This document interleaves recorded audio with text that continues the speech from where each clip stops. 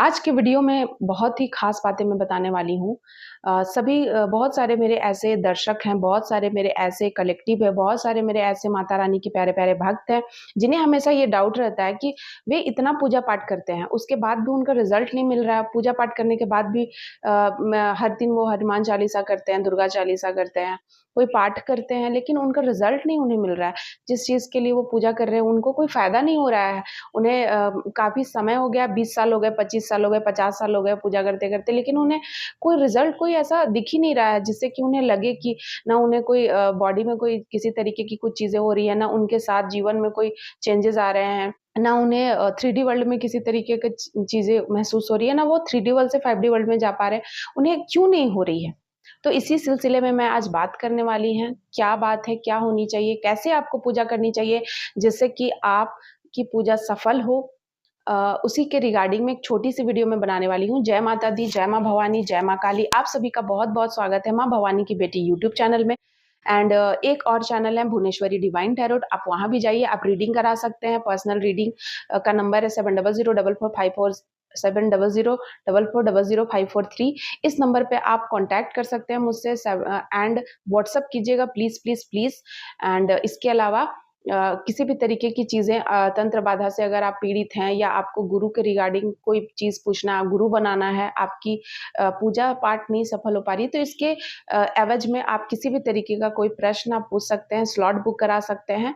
इस नंबर पे जो मैंने आपको बताया है, लिंक डिस्क्रिप्शन में दे दिया जाएगा।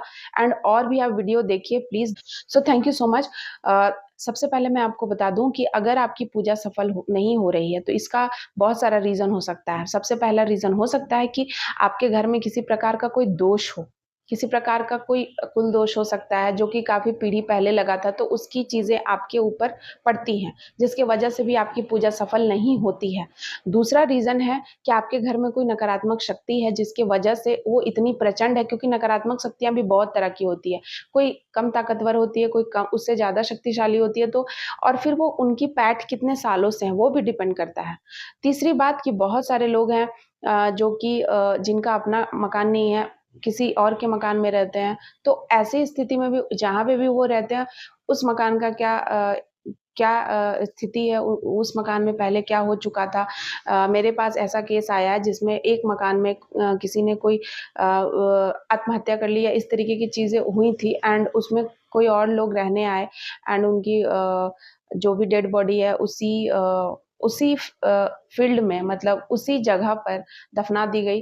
एंड ये बात जो वहाँ के ओनर है उन्हें वे अपने यहाँ नहीं बता रहे थे, तो इस तरीके की चीज़ें, तो उनके साथ जो वहाँ रहने आए बाकी लोग, उनके साथ बहुत सारी चीज़ें होने लगी। उन्हें ऐसा लग रहा था कि कोई है जो चलता है मेरे साथ, कोई है चीज़ें।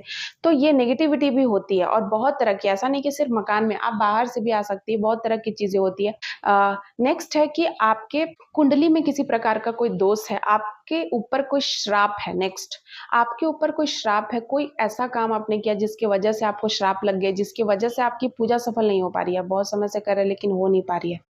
चौथी बात कि बहुत बार क्या है कि जैसे कि आपके आपके ऊपर शक्तियाँ चल रही हैं, तो आपने गुरु धारण नहीं किया है, शक्तियाँ हैं, लेकिन तो आपका काम नहीं होगा, आप जब तक गुरु नहीं बनाओगे, क्योंकि आपको नहीं पता है कि उन शक्तियों का क्या करना है, ठीक है? बहुत बार क्या होता है कि शक्तियाँ चाहती हैं, बहुत रेयर ऐसे लोग होते हैं, जिन पे शक्तियाँ चाहती हैं कि उनको क्या करना है, उनको गुरु, क्योंकि गुरु उनसे ज़्यादा जो जानेगा, या उनसे ज़्यादा जो ज्ञानी है, उनसे ज़्यादा जिनकी इंट्यूशन पावर है, उनसे ज़्यादा जिनको है, जो भी है, जिनके ऊपर शक्तियाँ, तो वो उनको ज्ञान देती है, ठीक है?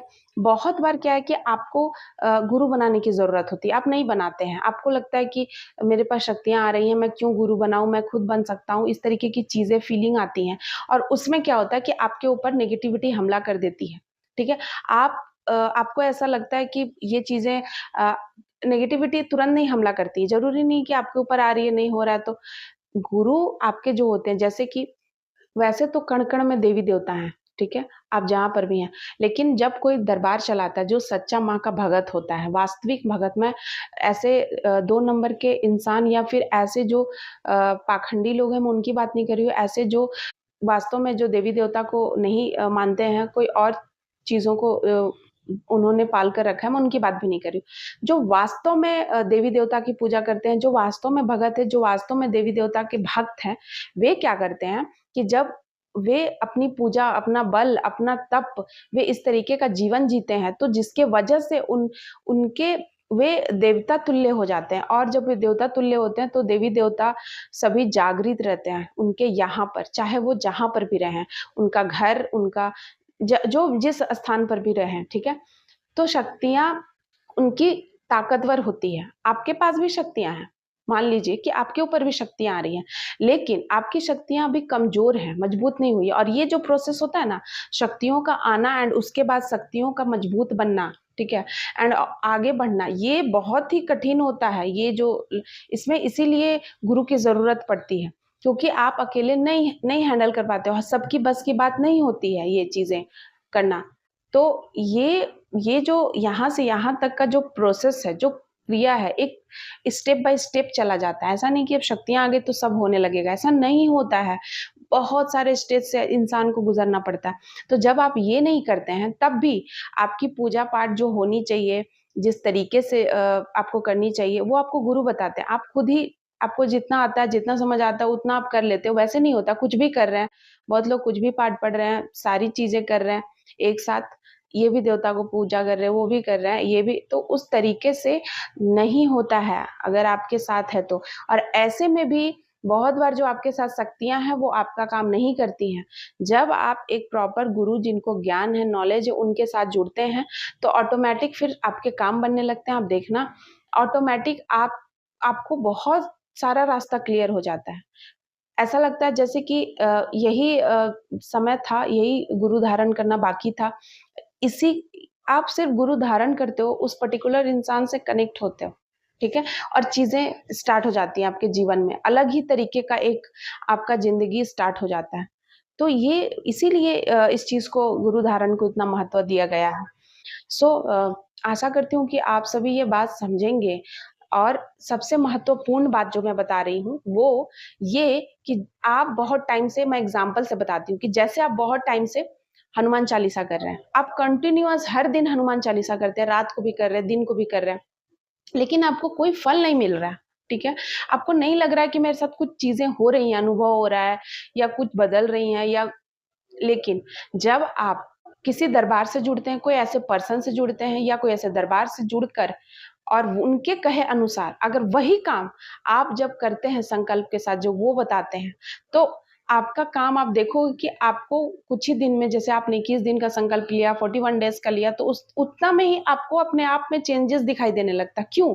फिर आपको लगता है कि मैं इतने समय से कर रहा था, अब इनके साथ जुड़ने पे यही चीज़ मैं कर रही हूँ, कर रहा हूँ, तो फिर बदल कैसे गई? इसलिए बदल गई क्योंकि वो जो इंसान है, उन्होंने अपने आप को डेडिकेट कर दिया पूरे तरीके से भगवान के चरणों में। तो उनकी जो पूजा है, उनकी जो शक्तियाँ, उनके यहाँ जितनी शक्तियाँ, उनसे, उनके साथ जुड़े हुए जितने लोग हैं, वे जब प्रार्थना कर रहे हैं आपके लिए, तो वो बहुत जल्दी फुलफिल होता है, ठीक है? और इससे आपका काम बन जाता है, और फिर आपको लगता है कि हम कर रहे तो नहीं हुआ, वो कर दिया तो हो गया। तो आशा करती हूँ कि आपको ये जानकारी बहुत अच्छी लगी होगी, आपके काम की होगी। एंड आप जितना हो सके वीडियो को ध्यान से देखिएगा। मैंने अपनी जर्नी बताई है, और भी मैं आगे बताने वाली हूँ। बहुत सारी ये जर्नी लंबी चलने वाली है। अभी तो बस माता रानी का आगमन हुआ है, अभी तो बहुत सारी चीज़ें होने वाली है। जय माता दी, जय माँ काली, जय माँ भवानी, जय माँ भैरवी।